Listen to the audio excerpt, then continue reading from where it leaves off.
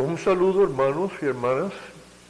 Bienvenidos una vez más a nuestro canal Divina Misericordia Miami, transmitiendo desde el santuario, desde la Casa de la Divina Misericordia en la Arquidiócesis de Miami. Continuamos y terminamos hoy con las meditaciones y enseñanzas sobre los 10 mandamientos de la ley de Dios.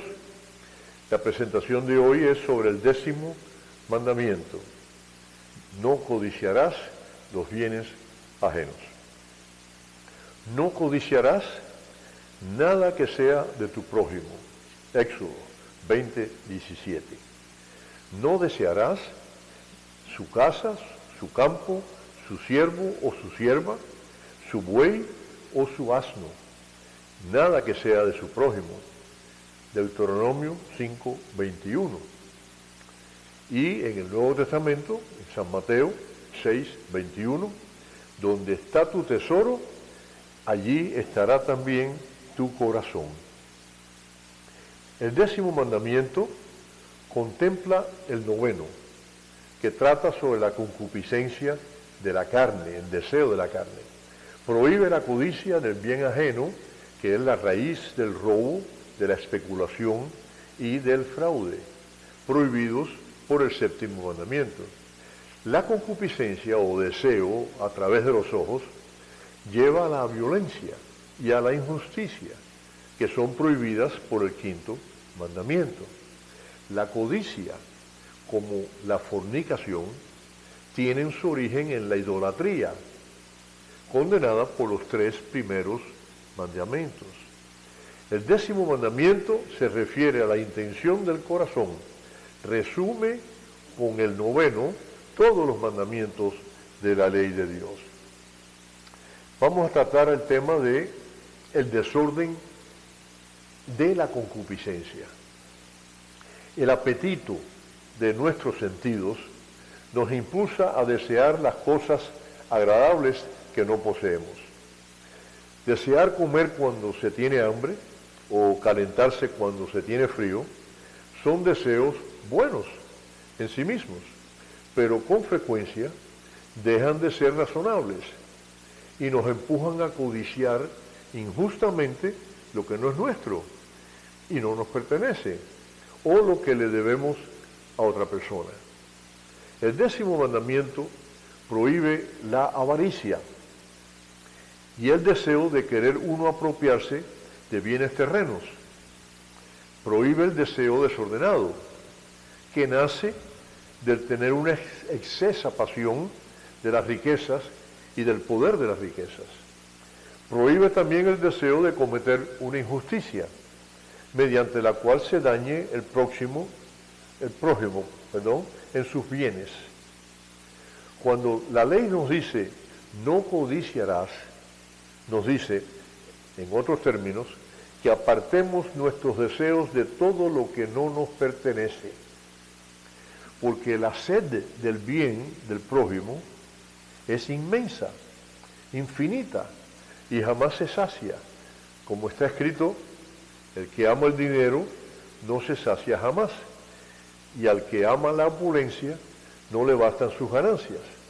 O como dice el dicho, la avaricia rompe el saco.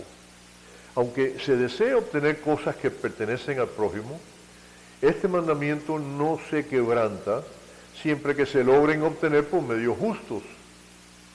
La catequesis tradicional nos enseña, por experiencia, quiénes son los que más deben luchar contra sus codicias pecaminosas y a los que, por tanto, es preciso exhortar más a observar este precepto, este mandamiento. Por ejemplo, tenemos los comerciantes que desean la escasez o la falta de las mercancías, que ven con tristeza que ellos no son los únicos en comprar y vender, pues de lo contrario podrían vender más caro y comprar a precio más bajo y ganar más dinero. Los que desean que sus semejantes estén en la miseria es otro grupo, ¿no? Para lucrarse vendiéndoles y comprándoles, vendiéndoles o comprándoles. Los médicos también están incluidos porque desean tener muchos enfermos. Los abogados anhelan causas y procesos importantes y numerosos. El 10º mandamiento exige que se excluya de nuestro corazón la envidia.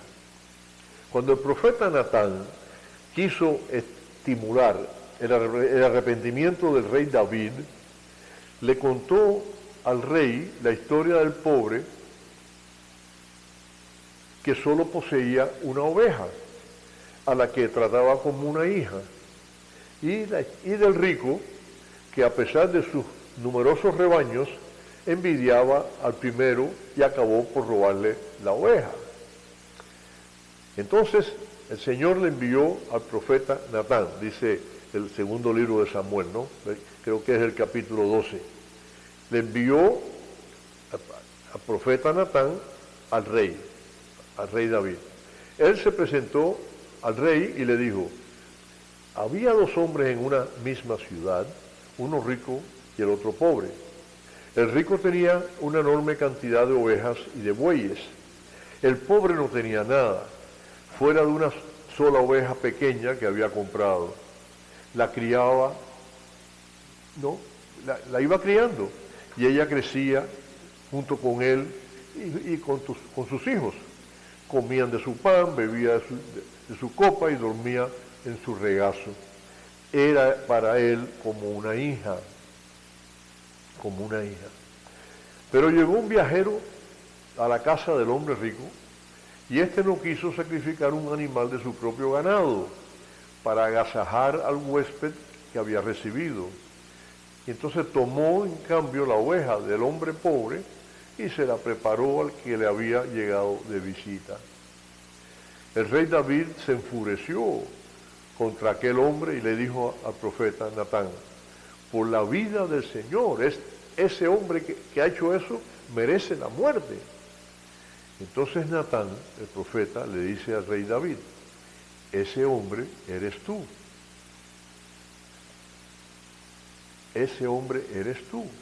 Y entonces le dice: y así habla el Señor Dios de Israel: ¿por qué entonces has despreciado la palabra del Señor, haciendo lo que es malo a sus ojos? Tú has matado al filo de la espada a Urías, el hitita. Has tomado por esposa a su mujer, y a él lo has hecho morir bajo la espada de los amonitas. Por eso la espada nunca más se apartará de tu casa, ya que me has despreciado y has tomado por esposa a la mujer de Urías, el hitita. Hermanos, la envidia puede conducir a las peores acciones. Un ejemplo al principio de la historia, de nuestra historia, la historia de la humanidad, es el asesinato de Abel por su propio hermano Caín. Caín mató a Abel por envidia. Lo encontramos en Génesis 4. La muerte entró en el mundo por la envidia del demonio. Eso lo vemos en Sabidurías, capítulo 2. Luchamos entre nosotros y es la envidia la que nos hace pelear los unos contra otros. Si todos se pelean así por disturbar al cuerpo de Cristo, ¿a dónde llegaremos? Estamos debilitando el cuerpo de Cristo, que somos nosotros. Nos dice San Juan Crisóstomo: nos declaramos miembros de un mismo organismo y nos devoramos como lo harían las fieras.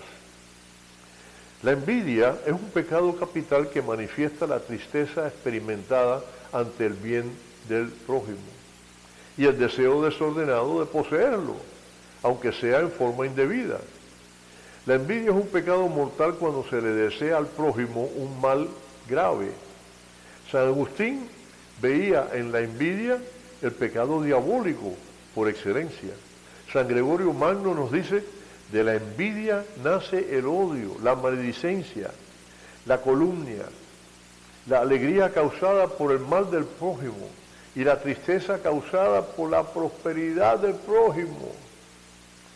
La envidia representa una de las formas de la tristeza y por lo tanto un rechazo del amor, de la caridad. El bautizado debe luchar contra ella, contra la envidia, mediante la generosidad. La envidia procede con frecuencia del orgullo El bautizado ha de esforzarse por vivir en la humildad. San Juan Crisóstomo nos dice, quisieras ver a Dios glorificado por ustedes, pues bien, alégrense el progreso de su hermano y con ello Dios será glorificado por ustedes. Dios será alabado porque se dirá que su siervo ha sabido vencer la envidia poniendo su alegría en el mérito de los otros. Hablemos de los deseos del Espíritu. La riqueza de la ley y la riqueza de la gracia de Dios aparta el corazón de los hombres de la codicia y de la envidia. Instruye e inicia al hombre con el deseo del bien supremo. Lo educa en los deseos del Espíritu Santo, quien sacia el corazón del hombre. Dios puso al hombre en guardia desde el comienzo contra la seducción. Cuando la mujer vio que el árbol era apetitoso para comer, agradable a la vista y deseable para adquirir discernimiento, tomó de su fruto y comió. Luego se lo dio a su marido, que estaba con ella, y él también comió, de lo que desde entonces aparece como bueno para comer, apetecible a la vista y excelente para lograr la sabiduría. Lo pueden ver en Génesis 3. San Pablo pregunta en su carta a los romanos, ¿diremos entonces que la ley es pecado? Y él mismo dice, de ninguna manera. Pero yo no hubiera conocido el pecado si no fuera por ley, dice él. En efecto, hubiera ignorado la codicia si la ley no dijera, no codiciarás. Romanos 7:7. Nos sigue diciendo, hubo un tiempo en que yo vivía sin ley, pero al llegar el mandamiento, tomó vida el pecado, y yo en cambio morí. Así resultó que el mandamiento que debía darme la vida, me llevó a la muerte. Romanos 7:10. Y sigue explicando, la incompatibilidad entre el querer y el hacer, que son incompatibles, manifiesta el conflicto entre la ley de Dios, que es la ley de la razón, y la otra ley que me esclaviza a mí, dice San Pablo, que es la ley del pecado, que está en mis miembros, está en mi cuerpo. Romanos 7:23. Pero también dice, un poquito después, pero ahora, independientemente de la ley, la justicia de Dios se ha manifestado, atestiguada por la ley y los profetas, justicia de Dios por la fe en Jesucristo, para todos los que creen, por supuesto. Romanos 3:21. Y termina diciendo, por eso los fieles de Cristo han crucificado las pasiones y apetencias de la carne. Gálatas 5:24. Dice, los fieles de Cristo son guiados por el Espíritu. Romanos 8:14. Y dice finalmente, y siguen los deseos del Espíritu. Ellos siguen los deseos del Espíritu. Romanos 8:27. Vamos entonces ahora a hablar sobre la pobreza de corazón. Jesús exhorta a sus discípulos a preferirle a Él respecto a todo y a todos, y les propone renunciar a todos sus bienes por Él y por el Evangelio. Marcos 8:35. Poco antes de su pasión, les mostró como ejemplo la pobre viuda de Jerusalén que de su indigencia dio todo lo que tenía para vivir. Lucas 21:4. El mandamiento del desprendimiento de las riquezas es obligatorio para entrar en el reino de los cielos.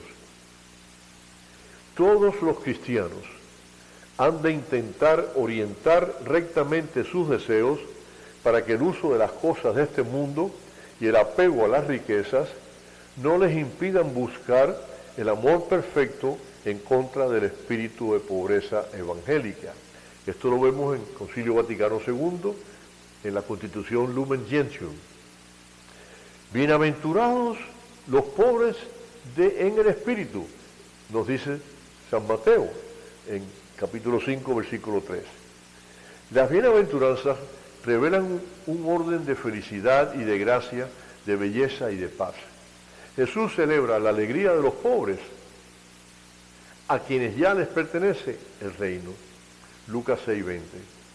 Jesús llama pobreza en el espíritu a la renuncia y humildad voluntaria de un espíritu humano.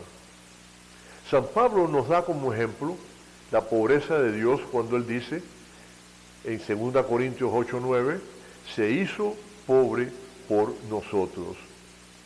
El Señor se lamenta de los ricos porque encuentran su consuelo en la abundancia de sus bienes. Lucas 6:24. El orgulloso busca el poder terreno, mientras el pobre en espíritu busca el reino de los cielos. Eso nos dice San Agustín. Ellos verán a Dios. El deseo de la felicidad verdadera aparta al hombre del apego desordenado a los bienes de este mundo. Y tendrá su plenitud en la visión y la felicidad de Dios. La promesa de ver a Dios supera toda felicidad. En la Escritura, ver es poseer. Nos dice San Gregorio de Niza, el que ve a Dios obtiene todos los bienes que se pueden concebir. Corresponde entonces, por tanto, al pueblo santo luchar con la gracia de lo alto, con el poder de lo alto, para obtener los bienes que Dios promete. Para poseer y contemplar a Dios, los fieles cristianos mortifican sus deseos y con la ayuda de Dios vencen las seducciones del placer y del poder. En este camino hacia la santidad, hacia la perfección, el Espíritu y la esposa, la iglesia triunfante, llaman a quien les escucha a la comunión perfecta con Dios. En Apocalipsis 22:17, ya prácticamente terminando la Biblia, ¿no? El último libro de la Biblia, dice así: el Espíritu y la esposa dicen, ven, y el que escucha debe decir, ven. Que venga el que tiene sed, y el que quiera, que beba gratuitamente del agua de la vida. Allí se dará la gloria verdadera. Nadie será alabado allí por error o por adulación. Los verdaderos honores no serán ni negados a quienes los merecen, ni concedidos a los indignos. Por otra parte, allí nadie indigno pretendrá honores, porque allí solo serán admitidos los dignos. Allí reinará la verdadera paz, donde nadie experimentará oposición, ni de uno mismo, ni de otros. La recompensa de la virtud será Dios mismo, que ha dado la virtud y se prometió a ella como la recompensa mejor y más grande que puede existir. Yo seré su Dios, ellos serán mi pueblo. Esto es también el sentido de las palabras del apóstol San Pablo, para que Dios sea todo en todos. 1 Corintios 15. Él será el fin de nuestros deseos, a quien contemplaremos sin fin, amaremos sin saciedad, alabaremos sin cansancio. Y este don, este amor, esta ocupación serán ciertamente como la vida eterna, comunes a todos. Y estas son palabras de San Agustín, obispo. Y con esto, hermanos queridos, terminamos nuestra presentación de los 10 mandamientos de la ley de Dios. Y decimos, para terminar, Señor, en ti confío.